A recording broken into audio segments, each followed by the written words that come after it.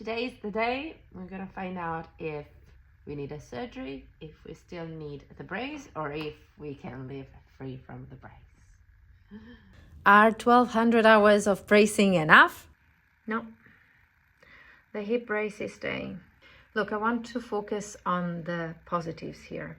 First, the x-rays didn't show the improvement that we were all hoping for, but there was a little bit of improvement. Second, they are going to refer us to another orthopedic doctor who has more experience with Kabuki syndrome, and he will determine if he prefers to do an early intervention surgery on the hips and then a full-on reconstruction in a few years, or if he prefers just bracing and seeing how we go.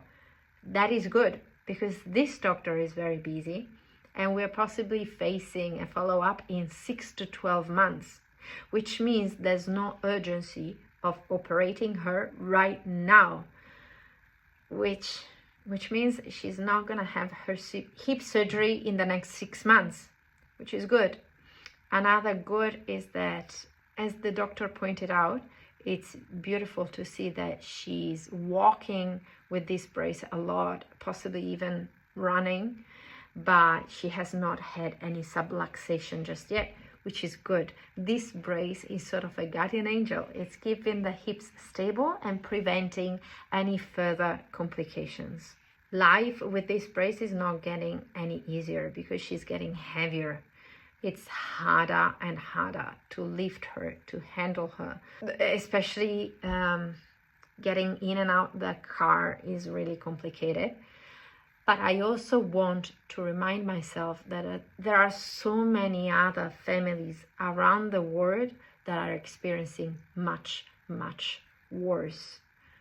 And even just at the children's hospital, kids in a wheelchair for the rest of their lives.